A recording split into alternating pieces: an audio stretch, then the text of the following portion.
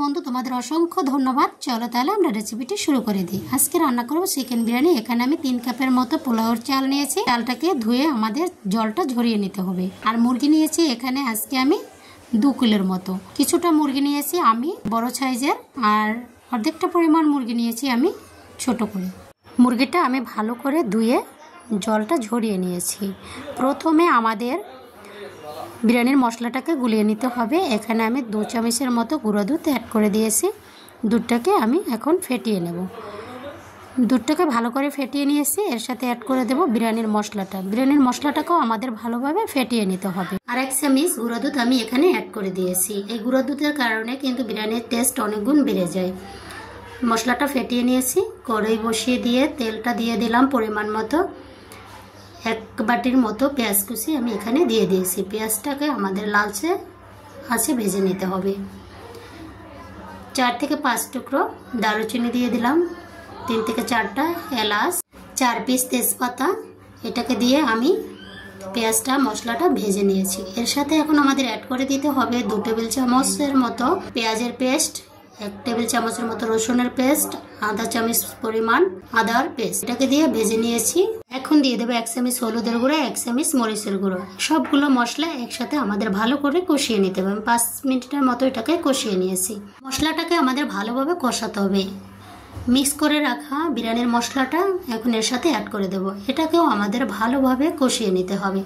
মশলাটা যত ভালো কষানো হবে বিরিয়ানির টেস্ট কিন্তু ততটাই বেড়ে যাবে। 10 মিনিটের মতো কষিয়ে নিয়েছি। এখন অ্যাড করে দেব কেটে রাখা মুরগিগুলো। রান্না করার সময় যে কোনো রান্না আমরা যখন করব সব সময় কিন্তু টাইম অনুযায়ী সব কিছু অ্যাড করতে হবে। সঠিক টাইমে সব মশলা অ্যাড করতে হবে। বেশি রান্না করা যাবে না। টাইমের ভিতরে রান্না কমপ্লিট করতে হবে। খাবারের গুণগত মানও ভালো থাকবে, রান্নাও অতুলনীয় স্বাদের হবে। মুরগিটাকে আমি কিছুটা সময় নিয়ে ভেজে নিয়েছি। অ্যাড করে দিলাম 1 কাপের মতো গরম জল আর লবণ দিয়ে মুরগিটাকে আমাদের রান্না করে নিতে হবে 10 মিনিটের মতো। মুরগিটা রান্না করে নিয়েছি। অ্যাড করে দিয়েছি পোলাওয়ের চালগুলো দিয়ে মশলার সাথে ভালো করে নেড়েচেড়ে মিশিয়ে দিতে হবে। আর এ পর্যায়ে নেড়েচেড়ে রাখতে হবে মশলাটা নিচে না লেগে যায়। আমি চালটাকে ভালোভাবে মশলার সাথে মিশিয়ে দিয়েছি। বিরিয়ানি রান্না করার সময় পরিমাণ মতো জলটা আমাদের দিতে হবে, না তা না হলে ঝরঝরা বিরিয়ানি রান্না করা সম্ভব হবে না। আমরা যে পট দিয়ে চালটা মেপে নেব ওই পটের 1.5 কাপ পরিমাণে জল দিতে হবে।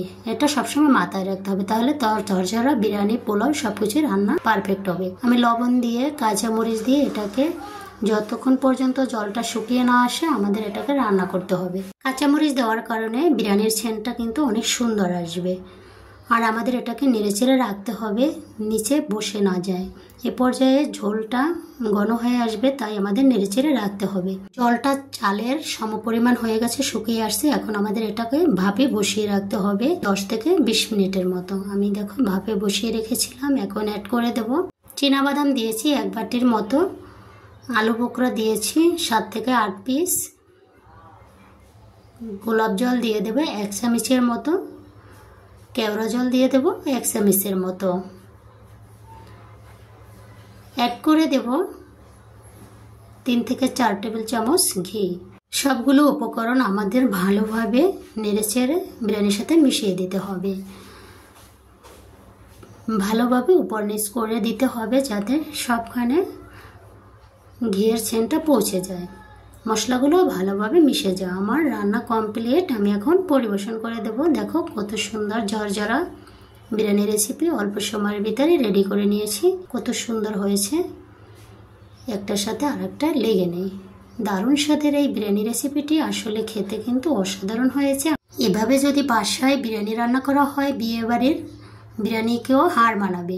এতটা স্বাদের হয়েছে, এতটা মজার হয়েছে। আর বন্ধুরা, তোমাদের রেসিপিটি কেমন লেগেছে? আর যদি ভালো লেগে থাকে সেবিকা লাভ কুক চ্যানেলের সাথে যুক্ত হয়ে যেও নিত্য নতুন রেসিপি দেখার জন্য। আবার নতুন রেসিপিতে দেখা হবে।